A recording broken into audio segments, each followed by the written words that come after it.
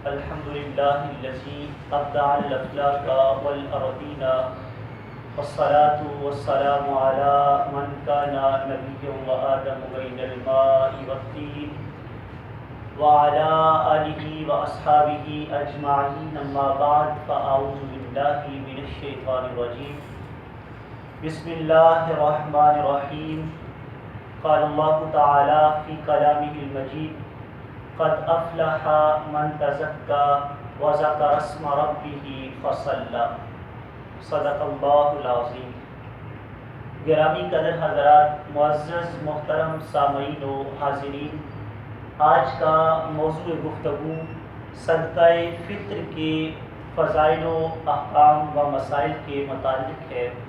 احباب گرامی، قدرت کاملہ نے، خالق کائنات نے جو انسانوں پر صدقات کو لازم رکھا ہے، یعنی وہ صدقات جو کہ اس کے لیے جائز اور نفل کی حیثیت رکھتے ہیں، وہ دو طرح کے ہیں۔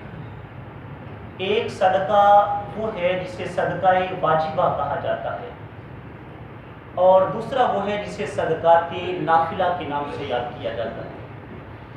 صدقات واجبہ کے اندر زکوٰۃ اور صدقہ فطر اور وہ صدقہ جو کہ انسان اپنے اوپر خود نظر مان کر لازم کر لے، یہ تمام جو ہیں اس کے اندر آ جاتے ہیں اور ان کا ادا کرنا ضروری ہوتا ہے۔ صدقات نافلہ سے مراد روزمرہ جو لوگ خیرات کرتے ہیں اور غریبوں کی مدد جو کرتے ہیں، کر لی جائے تو اس کے ثواب اور جزا ہے، اگر کوئی نہیں کر سکا تو اس کے اوپر گناہ جو ہے وہ نہیں ہے۔ لیکن صدقہ فطر چونکہ صدقات واجبہ کے اندر شامل ہے، اور قرآن مجید کی جو آیہ مبارکہ آپ کے سامنے تلاوت کی ہے، اس کی توضیح اور شرح کے اندر ترغیب و ترہیب میں روایت ہے، جب رسول کریم صلی اللہ علیہ وسلم کی بارگاہ میں عرض کی گئی کہ یا رسول اللہ صلی اللہ علیہ وسلم، حضور اس آیت سے کیا مراد ہے؟ تو میرے اور آپ کے آقا امام الانبیاء علیہ السلام نے ارشاد فرمایا، انزلت هذه الآیہ فی زکوٰۃ الفطر، او کما قال، فرمایا قرآن کی یہ آیت جو ہے قد افلح من تزکى وذکر اسم ربہ فصلی، قرآن کی یہ آیت جو ہے یہ صدقہ فطر کے متعلق نازل ہوئی ہے، یعنی کامیاب ہو گیا وہ شخص جس نے اپنے آپ کو پاک کیا، اپنے رب کے نام کا ذکر کیا اور نماز پڑھی۔ احباب گرامی، صدقہ فطر کے متعلق رسول کریم صلی اللہ علیہ وسلم کا فرمان ذیشان بھی ہے، جو جامع ترمذی میں ہے کہ امام الانبیاء علیہ السلام رمضان کے ماہ کے اندر صحابہ کرام کو مکہ کی گلیوں میں بیچتے تھے کہ بلند آواز سے وہ آواز لگائیں، الا ان زکوٰۃ الفطر واجبۃ علی کل مسلم، او کما قال، وہ مسلمان جا کے گلیوں میں آواز کیا دیتے تھے، لوگوں غور سے سن لو کہ صدقہ فطر ہر استطاعت رکھنے والے مسلمان پر لازم ہے۔ روایات میں یہ بھی موجود ہے جو کہ سنن ابی داؤد میں ہے، رسول کریم صلی اللہ علیہ وسلم کا فرمان کہ انسان کا روزہ زمین و آسمان کے درمیان اتنی دیر تک معلق رہتا ہے جب تک وہ صدقہ فطر کو ادا نہیں کرتا، یعنی استطاعت بھی رکھتا ہو اور صدقہ فطر نہ ادا کرے تو اس کا روزہ زمین و آسمان کے درمیان معلق کر دیا جاتا ہے۔ نبی کریم صلی اللہ علیہ وسلم کا فرمان صدقہ فطر کے مقاصد کے حوالے سے، آخر اس کا مقصد کیا ہے؟ یاد رکھیں، حدیث کی روح سے صدقہ فطر کے دو بنیادی مقصد ہیں۔ ایک مقصد یہ ہے کہ صدقہ فطر جو ہے وہ طہرۃ للصائم من اللغو والرفث، روزے دار کے روزے کو فضولیات سے، لغویات سے، کوتاہیوں سے صدقہ فطر جو ہے وہ پاک کر دیتا ہے۔ یعنی روزہ دار روزہ رکھتا ہے اور اس کے اندر جو کوتاہیاں ہو گئیں، جو غلطیاں ہو گئیں، ان سے صدقہ فطر اسے محفوظ کر دیتا ہے۔ لیکن یہ بات پھر ذہن میں آتی ہے کہ صدقہ فطر تو بچوں کی طرف سے بھی دینا ہے، جبکہ روزے تو انہوں نے نہیں رکھے، کیونکہ شریعت کے اندر صدقہ فطر جو ہے ہر اس شخص پر لازم ہے، چاہے وہ چھوٹا ہو یا بڑا ہو، جو صاحب نصاب ہے، جس کی استطاعت ہے، یا پھر والد کے اوپر اپنے چھوٹے بچوں کی طرف سے صدقہ فطر ادا کرنا لازم ہے۔ ہمارے ہاں ایک اچھا اصول ہے کہ گھر کا سربراہ اپنے تمام زیر کفالت چاہے چھوٹے ہوں یا بڑے ہوں اور اپنی بیوی کی طرف سے بھی صدقہ فطر کو ادا کر دیتا ہے. یہ ایک اچھی روش ہے، شریعت میں اسے سراہا جاتا ہے. لیکن لازم سربراہ کے اوپر اپنی چھوٹی اولاد کی طرف سے ہے. جو بالغ ہو جائیں ان کو پھر دیکھنا ہوگا کہ یہ خود صاحب استطاعت ہیں کہ نہیں. اگر خود صاحب استطاعت ہیں تو ان پر صدقہ فطر لازم ہے، اگر نہیں تو ان پہ صدقہ فطر لازم نہیں ہوتا. لیکن اگر ان کی طرف سے بھی والد ادا کر دے تو صدقہ فطر ادا ہو جائے گا، بلکہ باعث ثواب ہے. تو میں عرض یہ کر رہا تھا کہ یہ روزے دار کے روزے کو تو پاک کرنا اس کا مقصد ہو گیا، لیکن شیر خوار بچوں کی طرف سے بھی صدقہ فطر دینا ہے. حتیٰ کہ فقہا نے لکھا ہے کہ اگر کوئی بچہ عید الفطر کا جو سورج ہے وہ طلوع ہونے سے پہلے پیدا ہو گیا تو اس بچے کی طرف سے بھی صدقہ فطر ادا کیا جائے گا. اگر وہ اس سے قبل فوت ہو گیا تو اس کی طرف سے صدقہ فطر نہیں ہے. یعنی عید الفطر کا جو ہی سورج طلوع ہونا ہے اس وقت جو ہے وہ صدقہ فطر لازم آتا ہے. ایک مقصد یہ ہے کہ روزے دار کے روزے کو فضولیات سے، لغویات سے، غلط چیزیں جو اس سے ہو گئی اس سے پاک کر دیتا ہے. دوسرا مقصد یہ ہے کہ طعمۃ للمساکین، اگر بچوں کی طرف سے دیا جائے گا، روزہ انہوں نے تو نہیں رکھا لیکن اس کا فائدہ کیا ہوگا، یہ مسکینوں کے لیے لقمہ رزق بن جائے گا. یہ ان کے لیے رزق ہوگا، ان کی مدد ہوگی، ان کی معاونت کے اندر یہ چیز شامل ہو جائے گی. اب دوسری بات صدقہ فطر کے اندر جو آتی ہے وہ قابل غور یہ ہے کہ صدقہ فطر جو ہے وہ کتنی مقدار پر لازم ہوتا ہے یا کس شخص پر لازم ہوتا ہے. یاد رکھیے اس کا نصاب وہی ہے جو زکوٰۃ کا ہے. یعنی جتنی حیثیت زکوٰۃ والے بندے کی ہوتی ہے اتنی ہی حیثیت والے پر صدقہ فطر لازم ہے.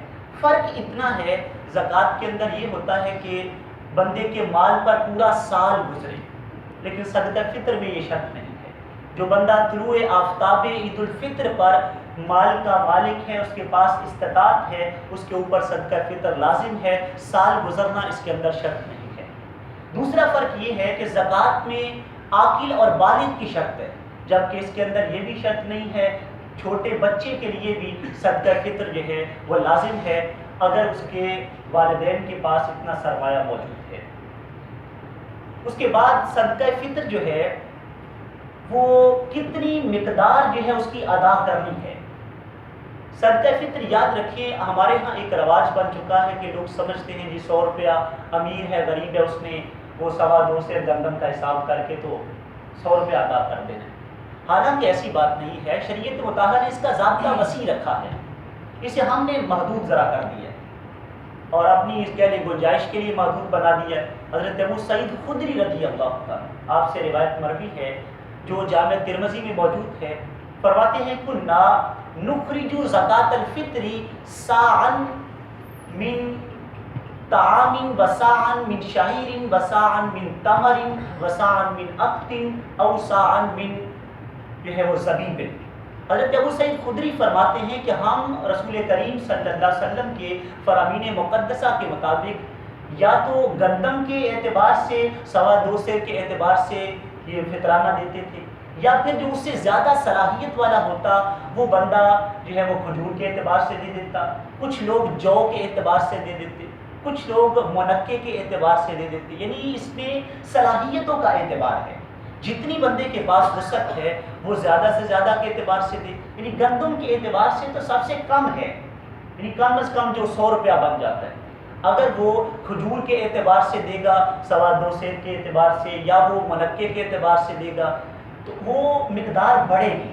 جب مقدار بڑھے گی تو وہ غربا کی زیادہ معاونت ہے. تو اس کے اندر یہ چیز بھی دیکھی جائے کہ اپنے آپ کو کم کی طرف نہ لایا جائے، بلکہ اپنی وسعت کو دیکھتے ہوئے زیادہ سے زیادہ کی طرف انسان جائے، تاکہ غربا کی امداد کے اندر زیادہ سے زیادہ ان کو نفع دیا جا سکے اور زیادہ ان کو فائدہ پہنچایا جا سکے.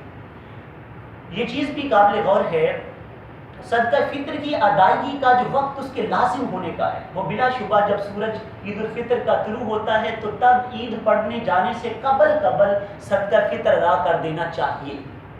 اور رسول کریم صلی اللہ علیہ وسلم نے ارشاد فرمایا جس نے عید پڑھنے جانے سے قبل صدقہ فطر دے دیا اس کا وہ صدقہ فطر ہے، اور جس نے اس کے بعد ادا کیا صدقہ فطر تو ہے ہی، لیکن وہ عام صدقات میں سے ایک صدقہ ہے. یعنی ادائیگی اس کی بھی ہو جائے گی صدقہ فطر کی، لیکن بہتر یہ ہے اسے پہلے ادا کیا جائے۔ بلکہ فقہا نے تو یہ لکھا ہے کہ بہتر انسان کے لیے یہ ہے کہ وہ عید سے بھی چند روز قبل صدقہ فطر دے دے، تاکہ جن لوگوں کو دینا ہے ان کے لیے وہ چیز ضروریات کے اندر شامل ہو سکے، وہ اپنی ضروریات عید کو خرید سکے اور اپنی عید کو اچھے طریقے سے گزار سکے۔ یعنی عید سے چند روز قبل جو ہے وہ دے دیا جائے، جس طرح رسول کریم صلی اللہ علیہ وسلم کا فرمان موجود ہے کہ امام الانبیاء علیہ السلام نے عید سے 2 دن پہلے صحابہ کو خطاب کیا۔ عید سے 2 دن قبل جو خطاب کیا اس کے اندر کیا کیا؟ فَأَمَرَ بِصَدَقَةِ الْفِطْرِ، صدقہ فطر کا آپ نے حکم ارشاد فرمایا۔ آپ نے فرمایا اپنے مال میں سے صدقہ فطر کو ادا کرو۔ یعنی پہلے اگر دیا جائے گا تو یہ زیادہ بہتر ہے تاکہ غرباء کی اس میں معاونت آ جائے۔ پھر سوال ہوتا ہے کہ صدقہ فطر جو ہے وہ کسے دیا جائے؟ تو یاد رکھیے اس کے وہی مصرف ہیں جو زکوٰۃ کے ہیں، فقراء، مساکین، غرباء، اور پھر یہ ہے وہ فی سبیل اللہ یعنی مدارس کے اندر، مراکز یعنی فلاحی مراکز کے اندر، اسپتال کے اندر، دیگر اپنے اعزاء و اقرباء جو غریب ہیں ان کو، سوائے ان رشتوں کو چھوڑ کر جن کا کل کے زکوٰۃ کے درس میں بھی ذکر ہوا، ماں باپ اور دادا دادی، نانا نانی، بیٹا بیٹی، پوتا پوتی، نواسا نواسی، یعنی یہ وہ رشتے ہیں جن کو نہ صدقہ فطر دیا جا سکتا ہے نہ ان کو زکوٰۃ دی جا سکتی ہے۔ ایسے ہی سادات کرام جو سید ہیں، چاہے وہ حسنی حسینی ہوں، چاہے وہ آل عقیل ہوں، چاہے وہ آل جعفر ہوں، چاہے وہ آل عباس ہوں، یعنی بنو ہاشم کے گھرانے سے وہ کسی ناطے سے بھی تعلق رکھتے ہیں، انہیں جو ہے وہ صدقہ فطر یا زکوٰۃ نہیں دی جا سکتی۔ ایسے ہی مساجد کی کل بھی بات کی گئی کہ اس کے اندر اس کو صرف نہیں کیا جا سکتا۔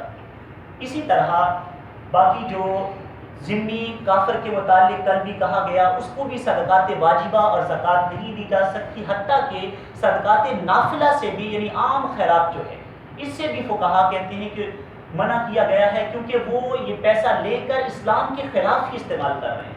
ہاں اگر آپ کوئی دیکھتے ہیں کہ آپ کے قریب کوئی بہت زیادہ غریب ہے تو قربانی کا گوشت اور دیگر یہ صدقات نافلہ جو ہیں، یہ یعنی وہ غیر مسلم جو لوگ ہیں ان کو بھی دیے جا سکتے ہیں، لیکن جن سے خدشہ ہو کہ یہ پیسہ لے کر اسلام کے خلاف ہی استعمال کرتے ہیں ان کو دینے سے گریز کیا جائے۔ اللہ رب العزت کی بارگاہ میں التجا ہے کہ خالق کائنات ہم سب کی اس درس کی حاضری کو اپنی بارگاہ میں قبول و منظور فرمائے۔ صدقہ فطر کا جو مسئلہ آج جو ذکر کیا گیا، کسی صاحب کے ذہن میں اس کے متعلق کوئی خلش رہ گئی ہو تو دعا کے بعد وہ اس کے متعلق سوال کر سکتے ہیں۔ اللہ تعالیٰ ہم سب کی حاضری قبول فرمائے، آمین۔ وآخر دعوایا ان الحمد للہ رب العالمین۔